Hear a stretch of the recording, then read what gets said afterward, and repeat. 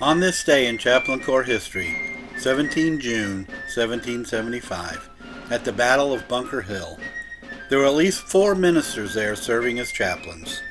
Here are their stories. Just 8 weeks after the battles of Concord and Lexington, which ignited the War of Independence, though not officially declared by the Continental Congress, militias from Massachusetts, Connecticut, and New Hampshire gathered at Bunker and Breed's Hill, which overlooked Boston, to show the British forces there that their presence in Boston would no longer be tolerated. Among those who assembled there to fight for freedom and liberty were ministers who joined the cause along with their parishioners. J.T. Headley, in his book, The Clergy and Chaplains of the Revolution, reflects on the clergy of the American Revolution, many of whom served as chaplains to the troops. He says of them, "Suffering for their patriotism, as these clergy did, and expecting a halter if the colonists should fail in their effort to obtain freedom, they deserve to be remembered with honor and have their names go down to immortality linked with that most important struggle in the world's history." Headley goes on to write, "In the first gathering of the yeomanry at Lexington and Concord, as well as afterwards in the miscellaneous, enthusiastic assembling of the army around Bunker Hill, they bore an important part, not merely as servants of God discharging their official duties, but as patriots, haranguing the soldiers and even leading them into the conflict." As before hostilities commenced, there was scarcely a military muster at which the clergy were not present, exhorting the militia to stand up manfully for the cause of God, on some occasions saying, "Behold, God himself is with us for our captain, and his priests with sounding trumpets to cry the alarm." It was to be expected, when war actually broke out, that they would be found in the ranks of the rebels, urging forward what they had so long proclaimed as a religious duty. The first outbreak at Lexington and Concord gave them no opportunity to exhibit their zeal officially, and so some shouldered their muskets and fought like common soldiers. Among these were at least 2 ministers who showed that clergy could fight as well as pray. The militia troops were also religious, and the respect for the opinions of the clergy unbounded. To avoid the expense of chaplains, though, the clergy in the neighborhood of the camp near Bunker Hill were invited by Congress to perform divine service, 13 of them every Sabbath, a request they punctually complied with. 3 or 4 chaplains, however, were attached to the army and prayed with the troops every morning on the common. As the Battle of Bunker Hill began in the early morning of 17 June 1775, as Samuel Swett recounts, the British fire was for some time without effect, but for the men venturing in front of the works. One of them was killed by a cannon shot. A subaltern informed Colonel Prescott and inquired of him what should be done. "Bury him," he was told.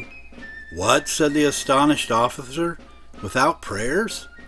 A chaplain who was present, suspected to be Joseph Baxter since he was assigned to Prescott's unit at one point, insisted on performing service over this first victim and collected many of the soldiers around him, heedless of peril.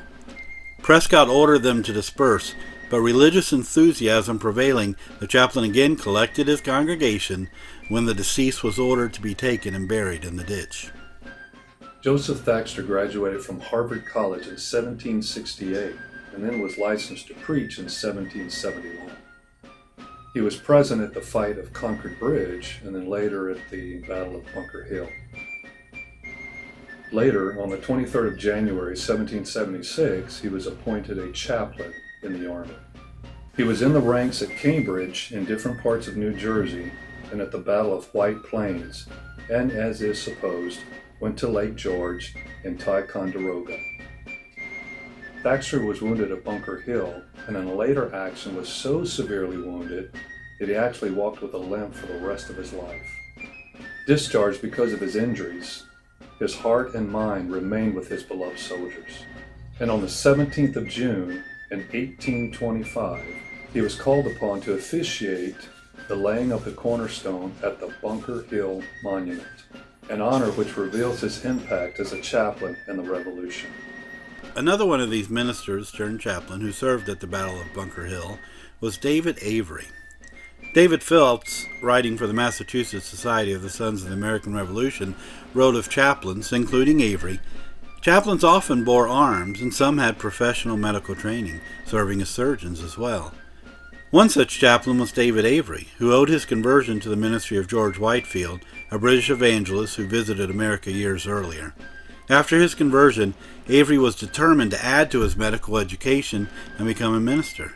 He entered Yale as a freshman in 1765 and was a brilliant student who would later serve as an army chaplain. Committed to serving the cause of the Revolution, Avery brought his own medicine and instruments to supplement what was lacking in the army supplies. He served at the Battle of Bunker Hill and was reported to be intrepid and fearless in battle, unwearied in his attentions to the sick and wounded.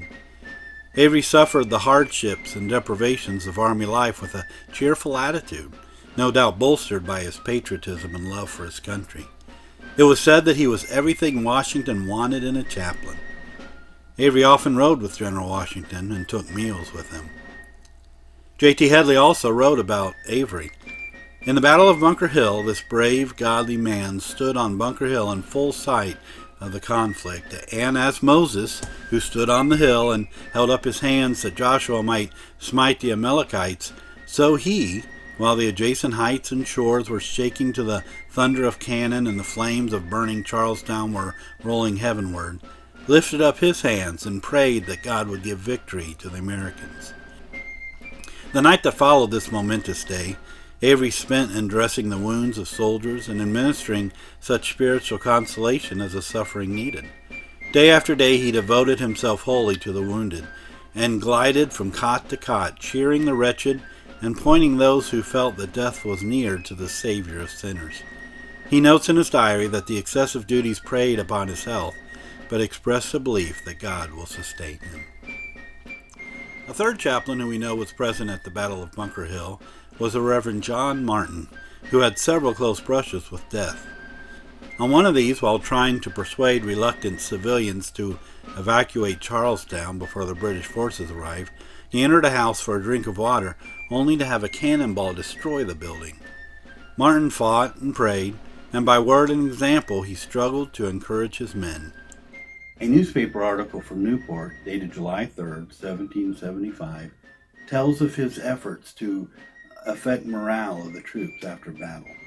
The article reads, "Last Friday evening, the Reverend Mr. John Martin, who fought gallantly at Bunker's Hill and is since appointed to a post in the Rhode Island Regiment, preached an animated sermon in this town from Nehemiah 4 and part of the 14th verse. Be not afraid of them. Remember the Lord which is great and terrible, and fight for your brethren, your sons and daughters, your wives and your houses." The next morning he preached another sermon at 5 o'clock and then set out for camp. Also numbered among the chaplains at this famous battle at Bunker Hill is the Reverend Samuel McClellan, pastor of Greenland, New Hampshire. And like David Avery, he showed that support for the cause and the soldiers fighting for it is sometimes best rendered in spiritual ways. Within sight of the action, but out of the line of fire, McClellan remained in the ancient posture of prayer all through the battle, erect with his arms stretched towards heaven. Like Moses, he cried out to the God of battle while all of his Joshuas fought. Swett describes McClellan's presence in battle in this way: intrepidly, by his exhortations, prayers, and example, encouraging and animating the soldiers to the unequal conflict. It was a striking scene, and McClellan's presence and actions there has been immortalized by Jonathan Trumbull in his renowned painting of the Battle of Bunker Hill. It has been said the old patriarch paid a high price for his patriotism, sending 4 sons into the army. Only one was able to return and experience the hard-won blessings of liberty. The Battle of Bunker Hill was the first intentional and planned engagement in the Revolutionary War, and while it was a victory for the Crown, it came at a tremendous cost which showed the British commanders that war with the American colonies would be long, brutal, and costly, while reassuring the patriots that they had a chance to win their freedom from Great Britain. And as has been seen in every significant engagement since Concord, chaplains were there. They were there sometimes with musket in hand, sometimes wielding a scalpel, but always with Bible and prayer book, encouraging and exhorting their fighting flock. Often they could be seen with hands and eyes raised toward the heavens, interceding for their soldiers and for the cause for which they fought. On this day in Chaplain Corps history, 17 June 1775, chaplains were there at Bunker Hill, ministering to the spiritual and physical needs of this fledgling army.